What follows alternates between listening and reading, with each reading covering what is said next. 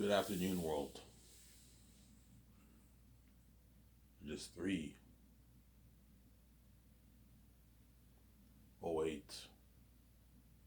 p.m. in the afternoon. Hope you guys enjoyed my video I made yesterday.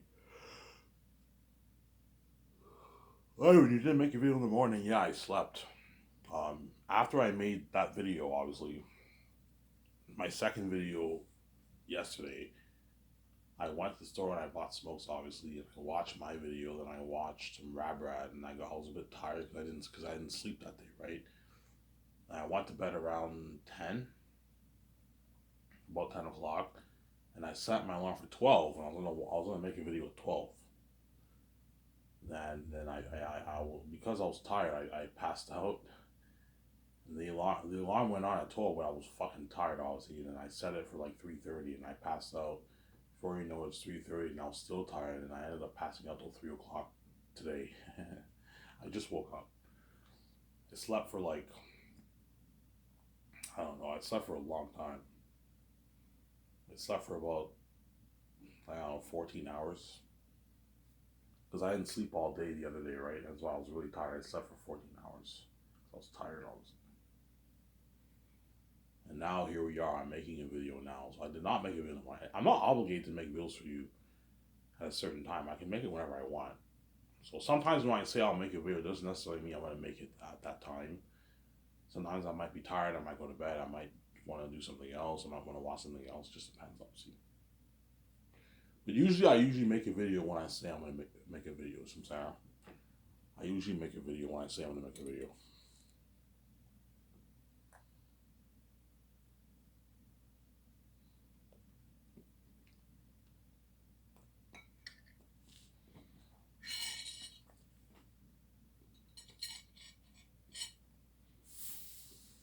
I'm happy that I have enough for a pack of smokes today. Thank God I didn't get beer. See what I'm saying here? Had I gotten beer and smokes yesterday, I wouldn't have had any money to get anything today.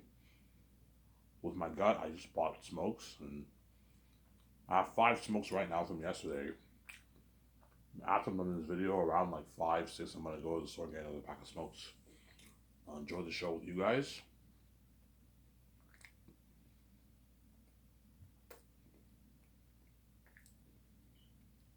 And I'll watch some Rabbit.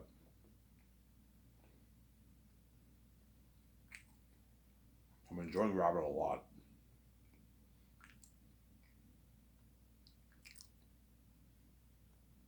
I'm enjoying Rabbit a lot, man.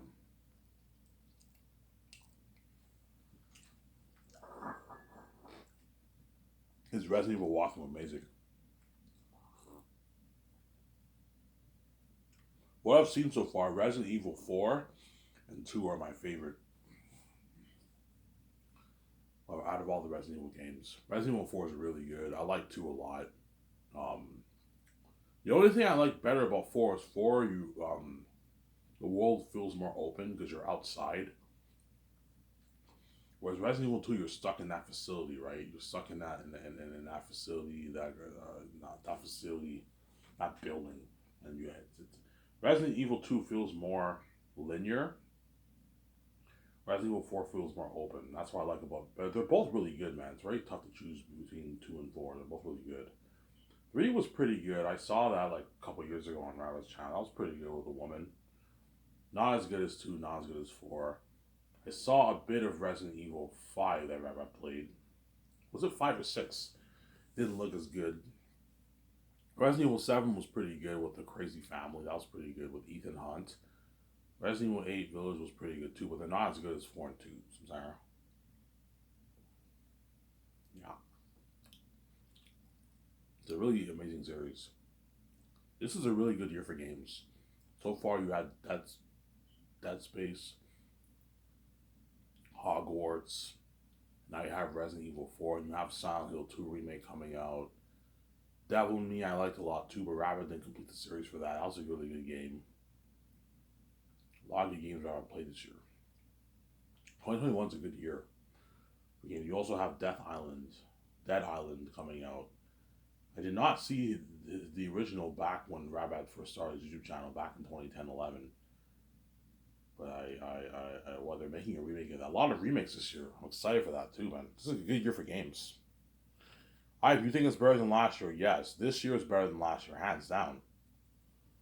Last year you only had like Dying Light 2, for Forbidden West, Elden Ring, and God of War, pretty much. I know last year you can argue was almost as good as this year too. I mean, you had The Last of Us remake too. And yeah, The Last of Us. You can argue the last year was almost as good as this year, but I mean, I think this year has a more quality, top-notch games coming out than last year.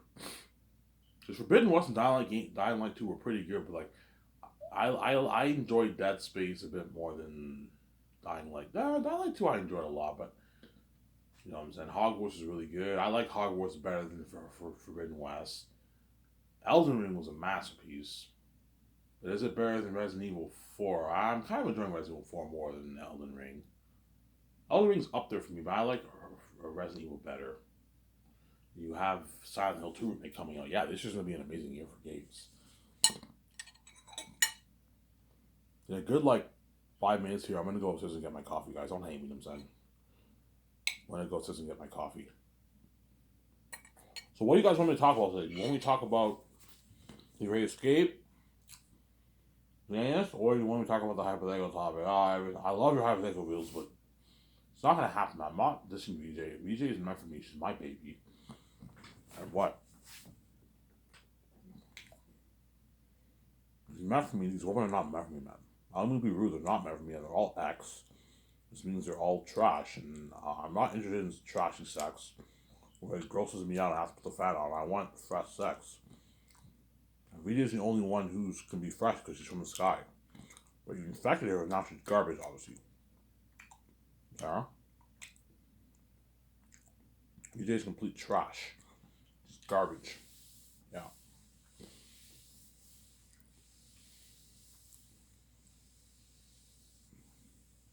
I'll just talk about Zanus.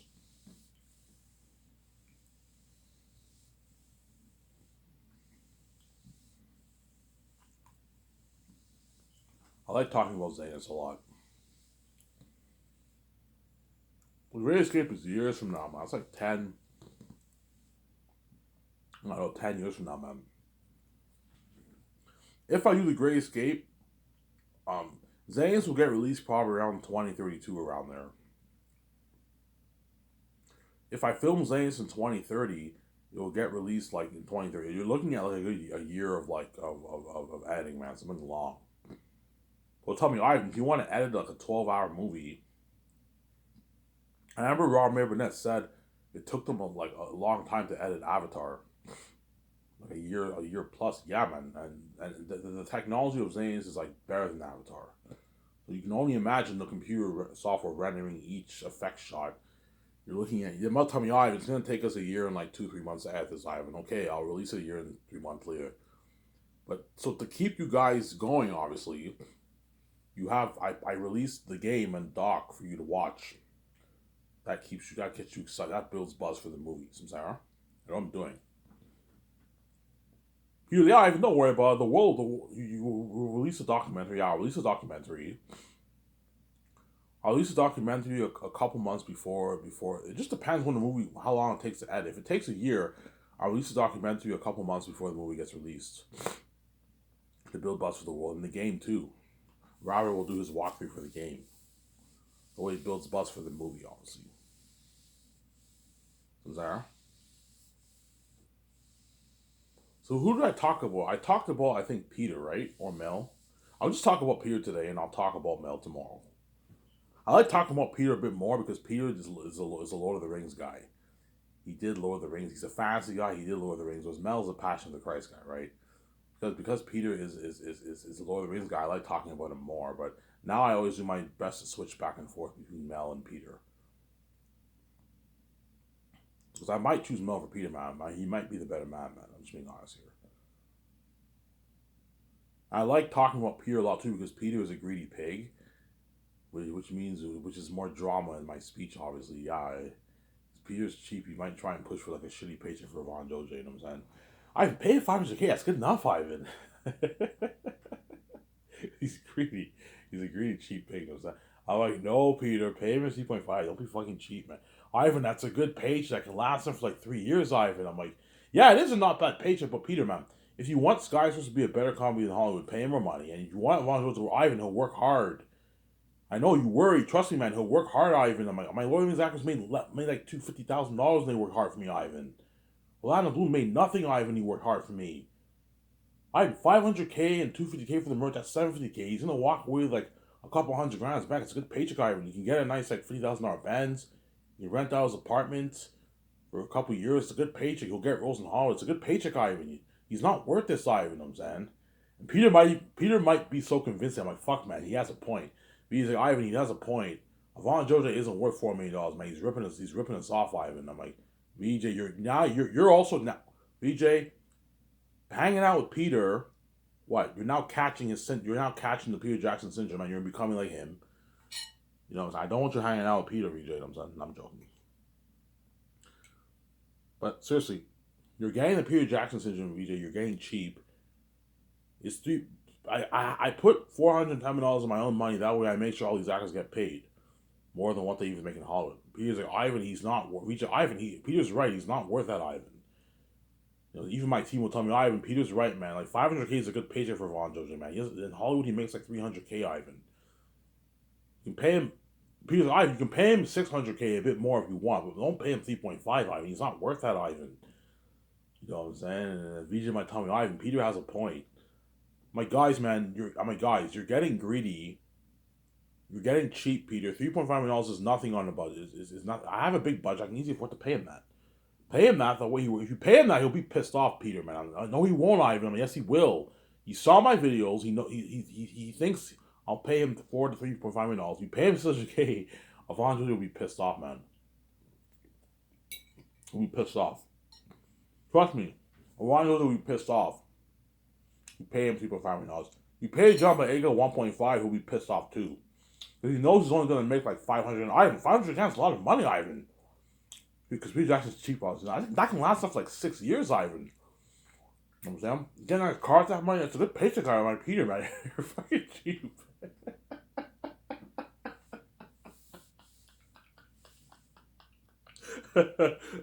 You cheat, you know what I'm saying? You agree, you know what I'm saying? Yeah.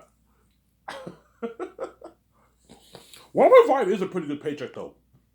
But it's not, like, great. It's not great. It's pretty good, obviously. 1.5 is a pretty good paycheck. You're walking away. Well, because John Boyega lives in London, he'll make a bit less. He'll make like $500,000 after taxes around there. He gets $1.5 million, John Boyega. $600K he'll make after taxes.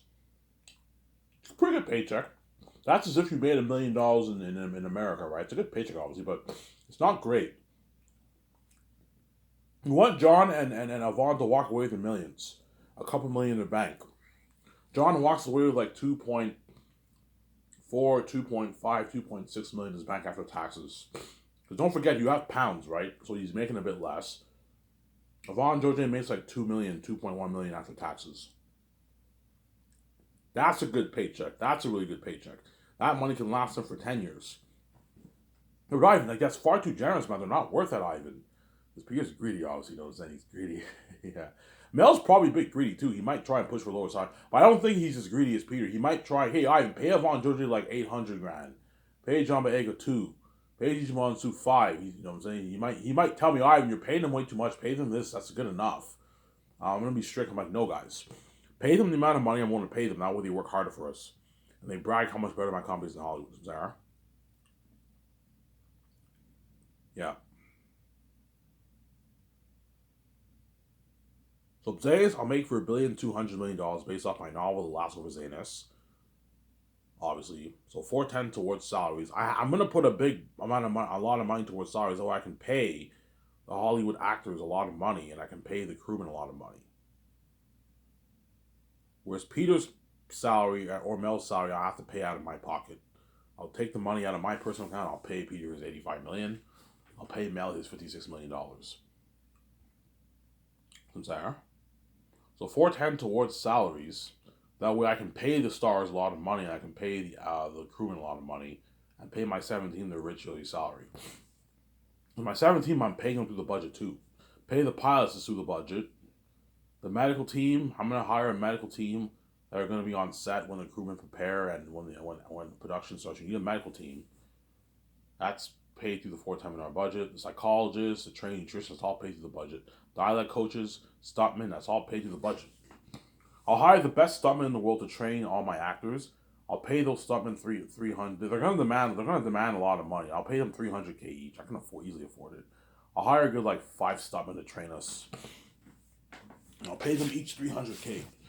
I went on Google. They said the best stuntmen in the world demand like $250,000-$300,000. They're gonna ask Ivan, "We're the best of the best. We want 300K. I'll pay you 300K.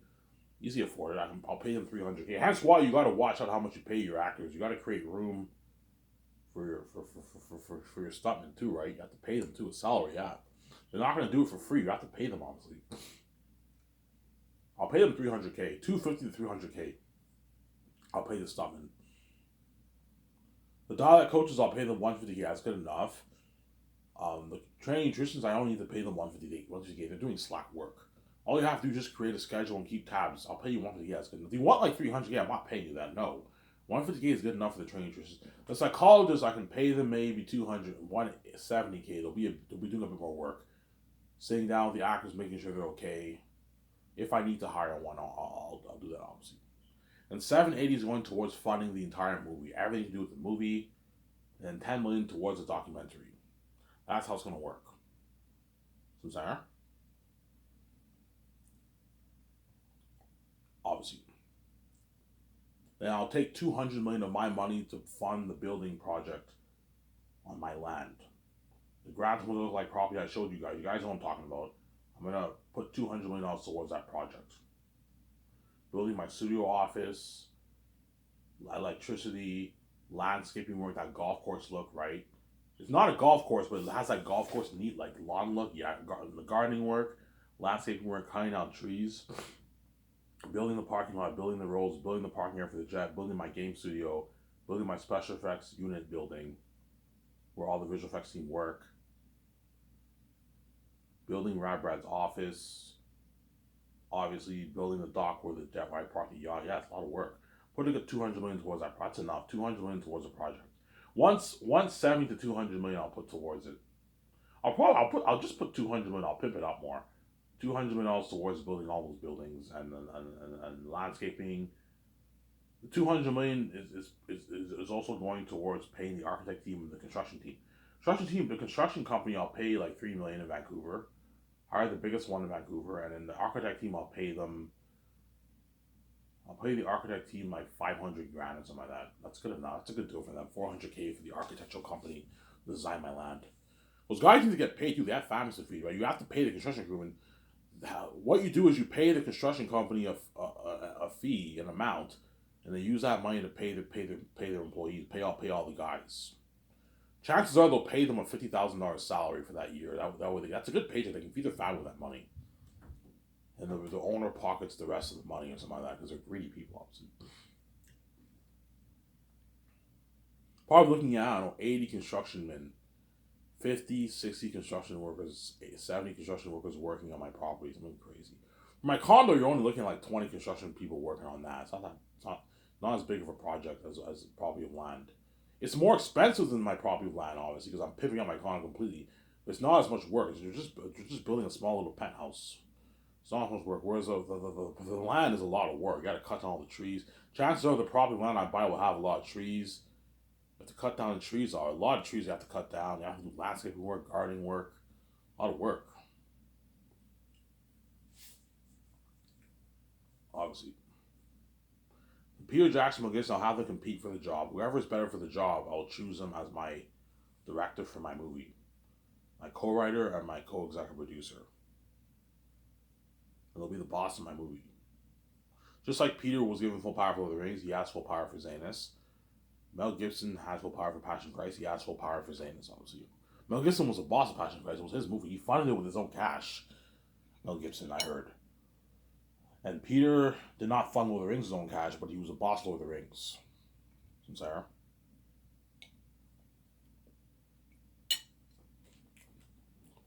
Peter was the boss of Lord of the Rings. Peter, I'll pay him 85 million base, It's more than what he made for Lord of the Rings and The Hobbit. The Hobbit he made like 20 million base, I think. And Lord of the Rings he made 10 million bucks. I'm paying Peter way more money than what he made for Lord of the Rings. 85 million base for the 4 years of Xehanort. That's almost what? That's almost what? Like $60 million in his bank. That's a lot of money, man, for Peter. I'm giving $450 million of the Sky Source in royalties from the Sky Source profits, Sky Source film profits. And if he's really greedy, I can give him $50 million in royalties from the merch profits. So you sign Peter to a $550 million deal, which is like $575 million deal in New Zealand money. It's a massive contract. Peter will walk away with $300+ million in his bank. $315 million in his bank after taxes and his agent. Yeah, it's a good paycheck from him. 320, 315 million in his bank after taxes. A lot of money for Peter, obviously. And Mel, I'll pay him $56 million base. I'll give him $170 million of the royalties. If he's greedy, I can give him $50 million in royalties from the Sky Source merch profits. That's my deal for Mel and Peter. If they want more money, I'm like, guys, man, this is enough money. Because Mel might want more money because he made more for the Passion of Christ. What about $300 million? I'm like, no, Mel. I'm not paying you $300 million in royalties. $170 is good enough. Excluding your $56 million, it's good enough paycheck. You know what I'm saying? Because before I said 280, I'm like, no, that's too much for Mel. Like, don't pay him that, man. Mel's net worth is a portion of Peter's. He's only worth $400 million. Peter's worth $1.5 billion. And pay Mel like what? Like $170 is enough in royalties for him. It's enough, Mel. You don't even make this on average. I don't. Yeah, you make like $15, $20 million on average. Yeah. Whereas Peter's making way more than you because he's a billionaire. You're not a billionaire. Mel Gibson used to be worth like $800 million, but his net worth went down. I think it had to do with his property. I heard Mel owns a lot of land worldwide, and then his property value for his land went down, and his net worth went down. I think that's how. Or he got a divorce, and his wife took half his money. I think he was married and he had a divorce. His wife took half his money. I think those are the reasons why I think his net worth went down. I heard. But anyways, I'm sidetracking here. Yeah, give me a sec, guys. I gotta go upstairs and get my coffee. I'll be back in a sec. Don't hate me, I'm son.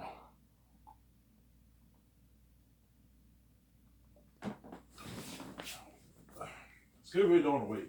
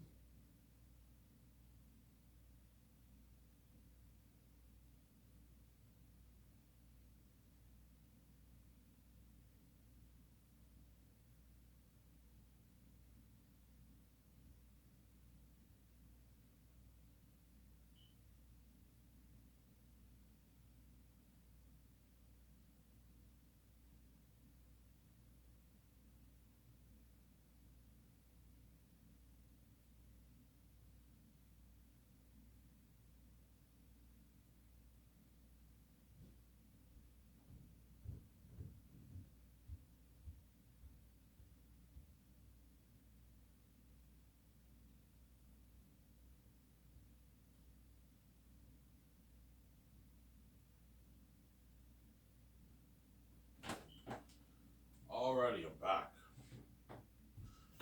Well, just to get my fresh coffee. I made it like 20 minutes ago, right? Sometimes I make my coffee and I make a video and I forget about my coffee. And it's like 20 minutes into my holy shit, I gotta get my coffee, and I get my coffee, obviously. And so that's my deal for Mel Gibson and Peter Jackson. You want more money, I'm not paying you more money. Peter's like, Ivan, like, what about $800 a royalties? I'm like, no, Peter, man. I'm not gonna give you $800 royalties. You're fucking greedy. Ivan, you're gonna make your $1 billion movie. You're making a big fuss over $800 of royalties. I'm like, Peter, you're not worth $800 my royalties, man. You're worth your 600. Like, Peter is not worth any more than $600 million. Anything over that, like, he's ripping you off. I'm Peter, man. $450 million, 85 million base, and $50 million of royalties is enough. That's $550 million deal. With New Zealand money, it's like 580, 575. You sign almost a $600 million deal. It's a fucking good enough deal. You're just greedy, man. Yeah, Ivan, I want more, man. I want like more than that, Ivan, because he's greedy. I want like $1 billion of all these Ivan. Like, I'm not paying you that, Peter. You're fucking crazy. Greedy, Peter. So.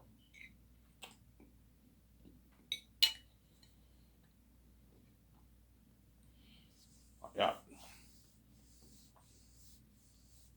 Mel's greedy too. Mel might be like, Ivan, I want more money, man. I want more, Ivan. I'm like, Mel, no.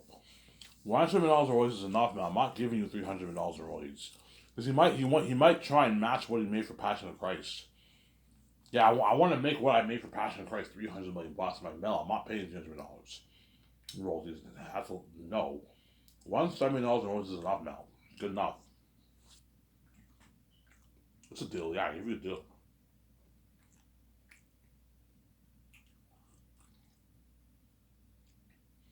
Let's say I choose Peter.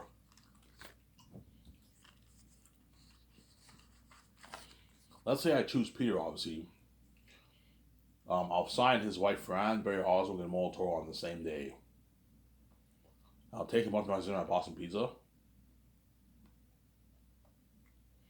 And I'll party it up with them in my condo. They can sleep it off in their hotel, obviously. So the hotel will already be booked for them. Hire assistants to take their luggage in their hotel room. After they party, the limo driver takes them to the hotel and they can sleep it off in the hotel. The next day we do the board meetings, discussing the creative stuff about the movie.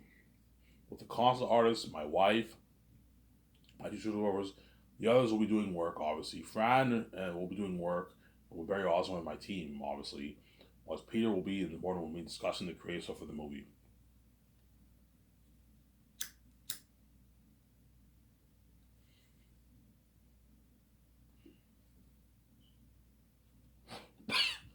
From Sarah. Hey, what do you want Eric to... Okay, Ivan, how long of a movie? Okay, I want this movie to be a good 11 and a half, 12 hour, 12 and a half hour movie.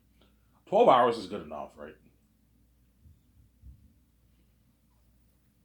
I want this to be a good 11 and a half hour to 12 hour movie.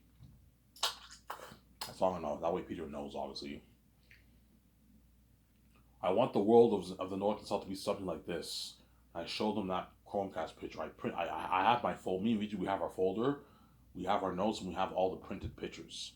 So we printed from the computer, obviously, and we show them the pictures. Okay, this is what I'm thinking of for the North and the South. This is what I'm thinking of for the Gillies Mountains. This is what I'm thinking of for Aratat and Ephesus and all them, and for Fool. John Howell's like, okay, so you want them to have like animal features, but they also have a bit of human features, yes. But I want them 3 times scarier than these beings here. Ivan, 3 times scarier. I'm like, yes, guys. Ivan, what about 1 time scarier? I'm like, no, I want them 3 times scarier. I want them to be demons. You know what I'm saying? The John Farrell was like, Ivan, what about the kids, man? I'm like, John, man, don't play that game with me, man. I know you guys like to play games with me. Do not play that kid game with me, saying, oh, Ivan, the kids can't watch this and you have to have them be rated R. Demons. I'm like, guys, you turned me into a porn star. And your kids all watch that too, right? And that pornography is real sex. It's not acting like movies. It's real fucking sex. Whereas my movie is fucking acting. Don't play that game with me, guys. Yeah, I mean, shut you for good. Yeah, I shut you for good. Do not play that kid game with me saying your kids can't watch it. They can watch it when they're old. It's not a big deal. Passion of Christ is not for kids. But yet, the movie is so much better than all these other Jesus movies that came out because everything feels real. The horror is real. It's real. It's not like fucking like the other Jesus movies. They're all cheesy, Sarah. That's what separates the rated R from the PG movies. PG movies are a lot more cheesy. They have to water everything down because it's for the kids watch it, obviously. If it's rated R, everything shit's real. Every time them are demonic beings, you see heads getting cut off, it's real.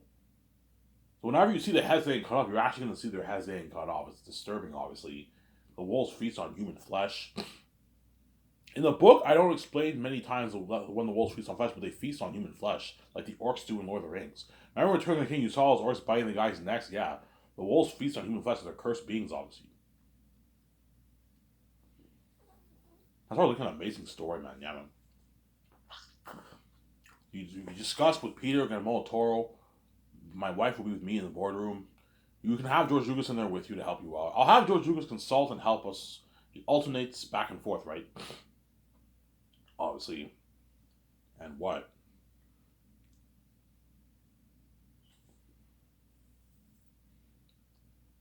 He's like, Ivan, what budget? What's your budget? I'm like, yeah, I'm making for $1,200,000,000. $1,200,000,000. I'm like, yeah. He's like, holy shit.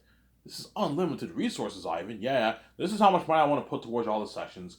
$600 million towards visual effects, $34 million towards set building, $35 million towards extras, $40 million towards costumes, armor, weapons. He was like, holy, he's all shocked in his end. $12 million towards the IMAX cameras. You cover the cameras. And I'll give $10.1 million for the hotel party and the red carpet event. Oh, you're gonna do a red carpet event, Ivan? Yeah, red carpet event at a hotel, luxury hotel. Yeah, I'll show him. Ivan, show me the hotel. I show him the pictures. He's all shocked. Holy shit, you're renting that hotel? I'm like, yeah. He's like, holy shit, it's a top notch hotel. Hollywood doesn't do this. Yeah. Holy shit, Ivan, your company's top notch. Yeah, he's all happy. When Toro's happy because he has a big budget too to work with. Yeah. Every director's dream is to have that kind of budget, man. But they're not going to get that kind of budget in Hollywood. They would lose money. But my guess is after Zayn's gets released, it's going to raise the bar in Hollywood. Chances are Hollywood might start making more expensive movies, but they raise their ticket prices now. Okay, if we want our company to what to what to what to if you want to raise that bar, because after Zayn's there's no movie that will be made for that much money ever again. If we want to raise the bar, we're gonna have to make our movies for our money now. 450, 500 million movies. But to do that, we have to price our tickets for $18 now if we want to make our money back. It's the only way they can make the money back. They might do that, Hollywood. Zayn's is going to change the game in the industry, man. It's going to change cinema, man. It's a revolutionization of technology. Just like Avatar changed cinema, so it was a revolution of technology back in 2009. Yeah, Zayn's is going to change cinema. That's something crazy. It's the best story ever told in most of major hands. Unheard of technology, yeah, man. Come on, Caviar.